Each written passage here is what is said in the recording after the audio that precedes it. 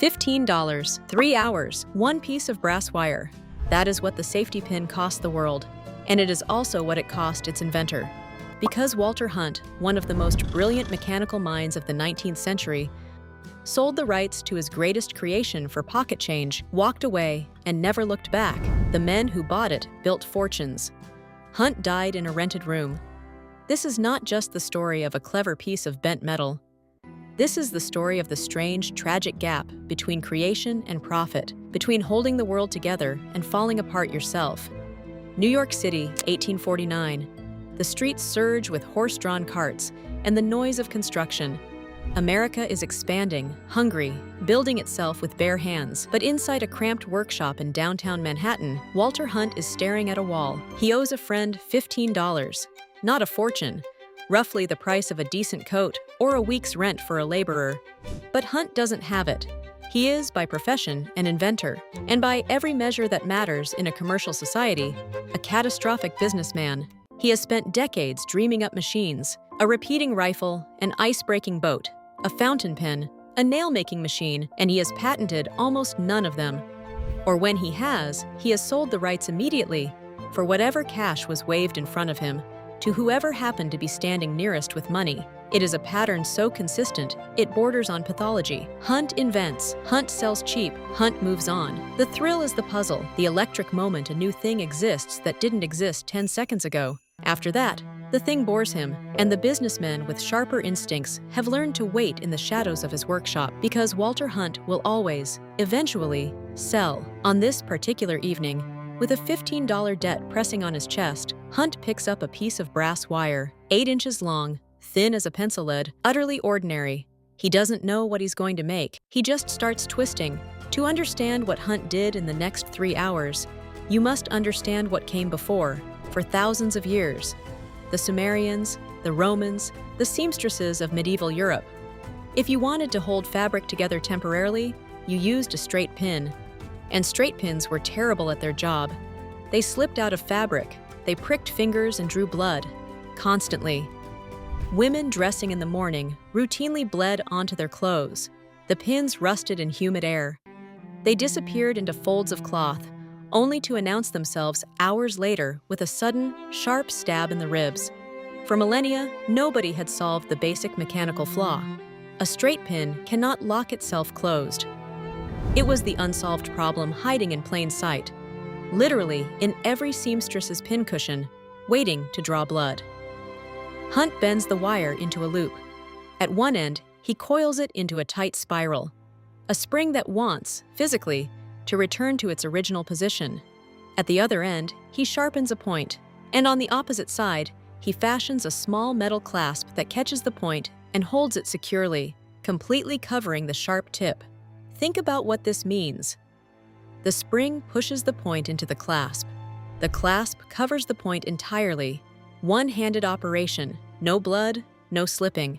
The pin pierces fabric. The spring holds it shut. The sharp point is guarded. It is safe. It is the safety pin. One piece of wire. No welding, no screws.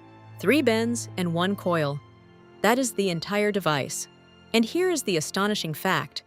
The safety pin you can buy today in any store on Earth, in any country, is mechanically identical to the one Hunt twisted together in 1849. 170 years, billions of units manufactured. Not a single meaningful improvement has ever been made. Because none is even theoretically possible. The design was finished the moment Hunt finished bending. Hunt knows he has made something valuable. He files for a patent. On April 10, 1849, the United States Patent Office grants patent number 6081 for the dress pin. The first safety pin in history is now legally protected. Its commercial potential essentially unlimited. Its mechanism so elegant it cannot be improved. And then Hunt does exactly what everyone who knew him expected. He sells it. Every right, every future dollar, every pin that will ever be produced, on every continent, for every generation to come, for $400, flat. The buyer is W.R. Grace & Company. $400 in 1849 is roughly $12,000 to $15,000 today. Meaningful money, but nothing. absolutely nothing compared to what is coming. Hunt pays his friend the $15. He pockets the remaining $385, and he walks away from an invention that will sell in the billions, satisfied that the debt is settled and the puzzle is solved. W.R. Grace & Company did not walk away. They manufactured. They sold to hospitals, to households, to the garment industry, to the military. They made millions upon millions of dollars, a fortune built entirely on 3 hours of Walter Hunt's life and a piece of wire that cost pennies. And Hunt? He was already at his workbench, 3 hours into the next idea, because the safety pin was not his only invention. It was not even his greatest. In 1834, 15 years before the safety pin, Hunt invented the first workable sewing machine, a curved needle with the eye at the point, a design so revolutionary that it solved a mechanical problem nobody else had cracked. But his daughter Caroline persuaded him not to patent it, fearing the machine would put seamstresses out of work. Hunt listened to his daughter's fears and shelved the invention entirely. It was an act of compassion and commercial suicide. Years later, Elias Howe and Isaac Singer built sewing machine empires on principles Hunt had pioneered first. Singer died with an estate worth over $300 million in today's dollars, a mansion, a fortune, a name that still appears on machines sold worldwide.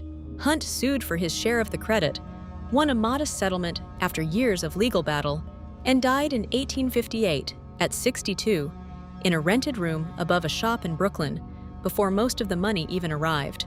He also designed a repeating rifle that evolved into the legendary Winchester, a fountain pen decades ahead of its time, a flax spinning machine, an ice-breaking boat, a nail-making machine. Any single one of these inventions could have supported a comfortable life. Hunt touched them all and held on to none of them. He loved creation. He tolerated business, and so the businessmen took everything he made and turned it into gold for themselves. And yet, the safety pin endures. It has outlived Hunt by more than 160 years. During the Second World War, the British government distributed safety pins as an essential wartime item. Medics used them to secure bandages, to hold the wounded together long enough to reach a field hospital. It held together bandages. It held together dignity in poverty. It held together the fabric of lives that were coming apart.